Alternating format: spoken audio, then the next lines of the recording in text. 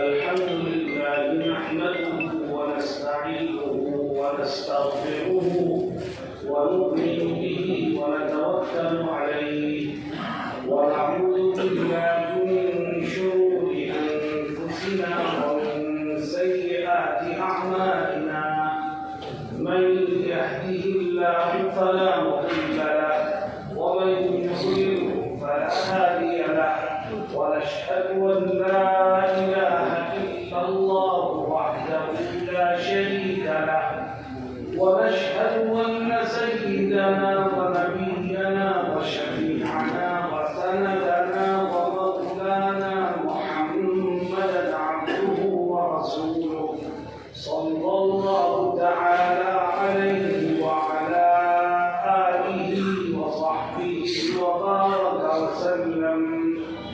أما بعد أعوذ بالله من الشيطان الرجيم بسم الله الرحمن الرحيم ولا تهنوا ولا تحزنوا وأنتم الأعلون إن كنتم مؤمنين صدق الله مولانا العظيم.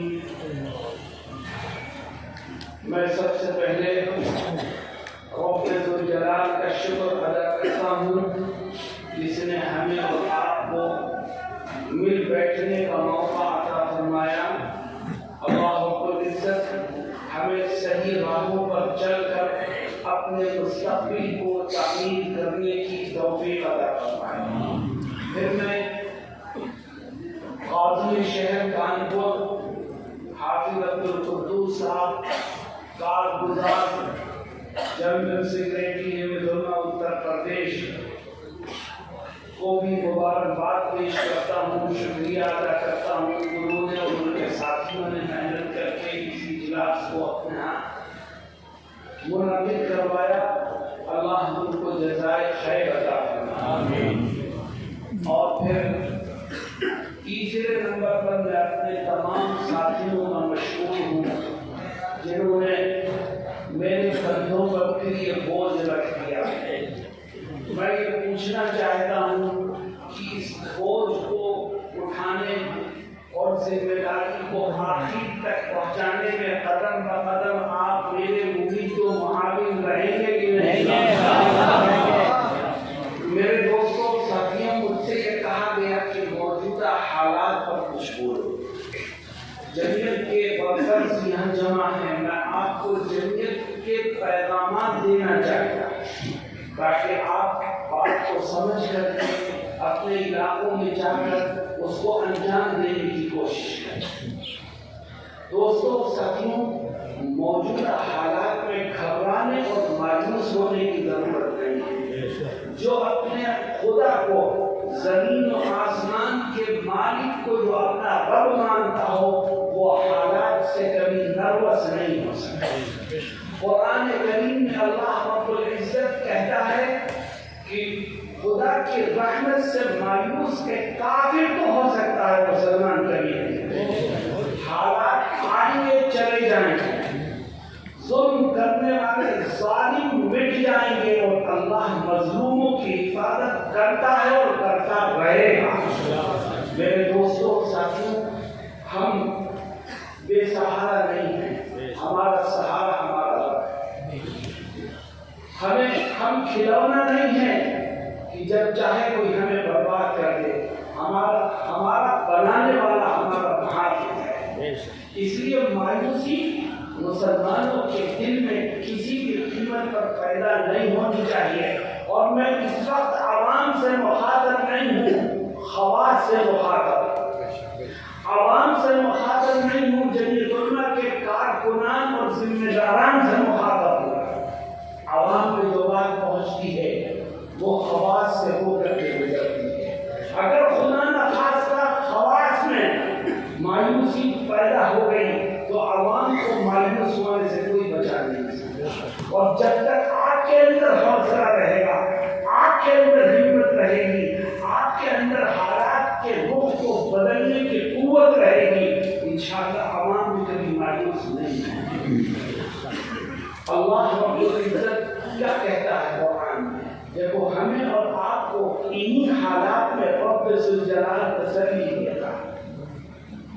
تیرا جانی نقصان ہوا فکر مت کر، تیرا مالی نقصان ہوا فکر مت کر، تیرے دین و مذہب کا نقصان ہوا فکر مت کر، تیرا رب تجھ کو تسلی دیتا ہے۔ کیا فرماتا ہے؟ وَلَا تَهِنُوا وَلَا تَحْزَنُوا، اللہ کہتا ہے غمگین مت ہو، کمزور مت ہو، مایوس مت ہو۔ جس کے ساتھ خدا کی طاقت ہو اس کے مایوس ہونے کا کیا ہے؟ اللہ وعدہ کرتا ہے میں تمہیں سربلندی عطا کروں گا، میں تمہیں کامیابی دلاؤں گا، میں تمہارے دشمنوں کو تمہارے سامنے جھکا دوں گا۔ یہ وعدہ کون کرتا ہے؟ رب ذوالجلال کا۔ اور خدا بار بار قرآن میں کہتا ہے کہ اللہ جو وعدہ کرتا ہے اس کو پورا کر کے رہتا ہے۔ تو دیکھو خدا وعدہ کرتا ہے وَلَا تَهِنُوا وَلَا تَحْزَنُوا وَأَنْتُمُ الْأَعْلَوْنَ، اللہ کہتا ہے سربلندی تمہیں کو ملے گی، کامیابی تمہیں کو ملے گی، فتح نصرت سے تمہیں ہمکنار کیے جاؤ گے، مگر ایک شرط ہے۔ اے اللہ کو شرط کیا ہے؟ فرماتا ہے وَأَنْتُمُ الْأَعْلَوْنَ إِن كُنتُم مُؤْمِنِينَ، فرماتا ہے سربلندی تمہیں کو ملے گی، کامیابی تمہارے ہی قدموں کو چومے گی، دشمن تمہارے سامنے جھکے گا، اور میں تمہیں ہر طرح کی فتح و نصرت سے ہمکنار کروں گا، مگر شرط یہ ہے کہ تم پکے سچے مومن بنو، کامیابی تمہارے قدموں کو چومے گی۔ میرے دوستوں اور ساتھیوں، اللہ نے یہ شرط لگا دی ہے ان کنتم مؤمنین، اگر تم پکے مومن بنو گے تو کامیابی تمہیں ملے گی، اور اگر تمہارا رشتہ ایمان سے کمزور ہوگا تو خدا کی رحمت کے دروازے بند ہو جائیں گے۔ آج جنت کے ورکر یہاں بیٹھے ہیں جن علماء نے اب سے نہیں برسوں سے آواز لگا رکھی ہے اور اپنے خادموں کو یہ حکم دے رکھا ہے کہ مسلم سماج میں گھسو، مسلمانوں کے محلے محلے جاؤ، گاؤں گاؤں جاؤ، مسجد مسجد جاؤ، اور سماج میں پھیلی ہوئی برائیوں سے مسلمانوں کو باز رہنے کی تلقین کرو۔ کیوں؟ جب گناہ سے مسلمان باز ہوگا، دور ہوگا، تو اس کا رشتہ ایمان سے مضبوط ہوتا چلا جائے گا، اور جب رشتہ ایمان سے مضبوط ہوگا تو خدا کا وعدہ ہے وَأَنْتُمُ الْأَعْلَوْنَ إِن كُنتُم مُؤْمِنِينَ۔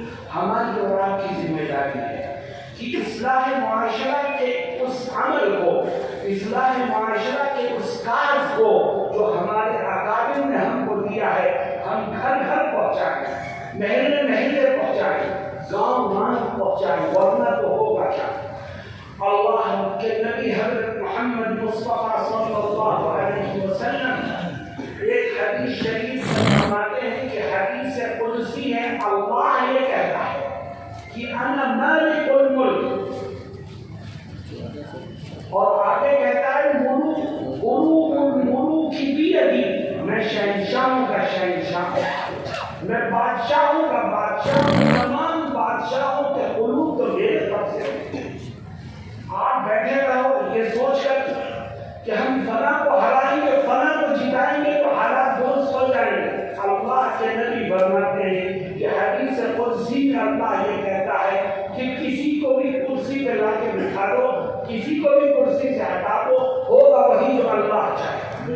جیسے اللہ کہتا ہے ان العباد اذا اطاعونی حولت قلوب ملوکہم علیہم بالرحمة والرأفة، اور کما قال صلی اللہ علیہ وسلم۔ آقا فرماتے ہیں کہ جب میرے بندے میری اطاعت کرتے ہیں، اللہ